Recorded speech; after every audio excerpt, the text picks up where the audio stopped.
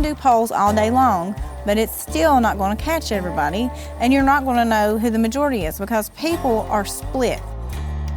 I'm running for a House of Delegates seat in District 27 in West Virginia. 3 richer than me, men, they've had those seats for a while.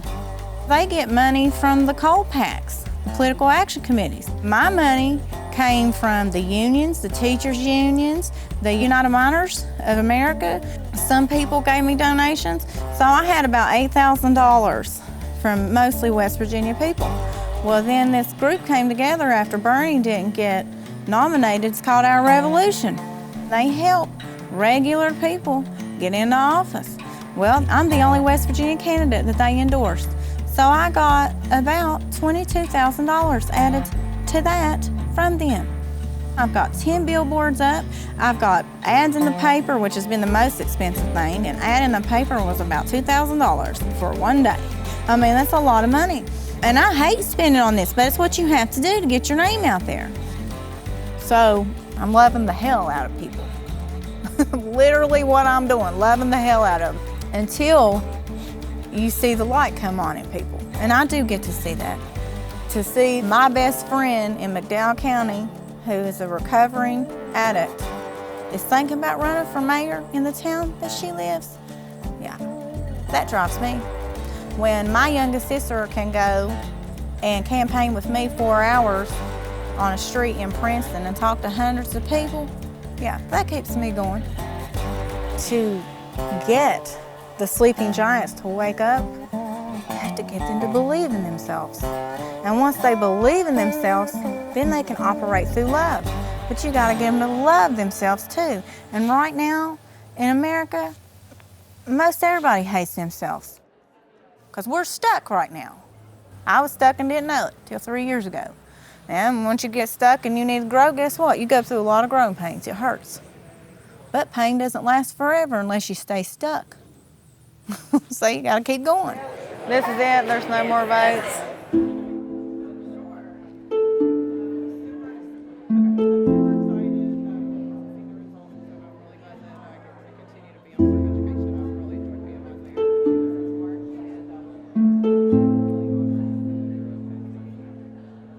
I'm just gonna keep doing what I'm doing. Keep telling my stories, keep being involved, keep uniting people to get involved, keep connecting the dots, keep teaching, keep doing what I'm doing, and keep growing it. Well, she's a Democrat, she ain't Christian, she's for abortion. That ain't true. All these rich people, millionaires, look out, West Virginia, because we're gonna have to rise up. Like, come on.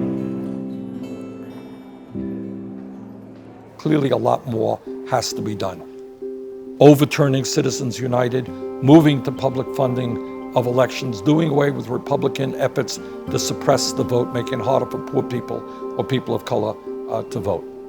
Getting, even more importantly, progressives elected to the city council, to the state legislature, to school boards. What I want to see is that people understand that getting involved in the political process is not only not a big deal, it's what your birthright is about.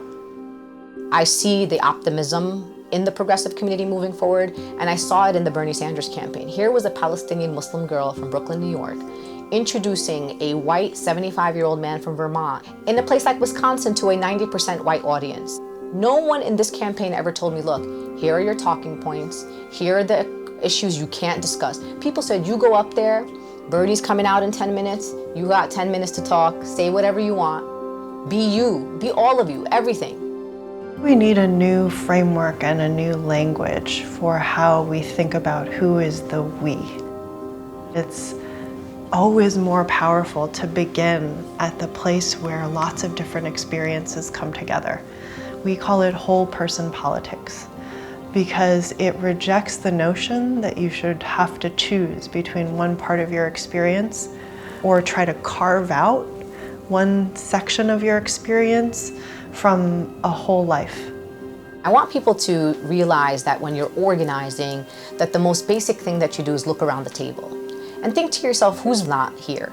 Whose voice is not at the table? And once we start doing that for each other, then our organizing becomes more intersectional. And believe it or not, we expand the table, which means we expand and build more power.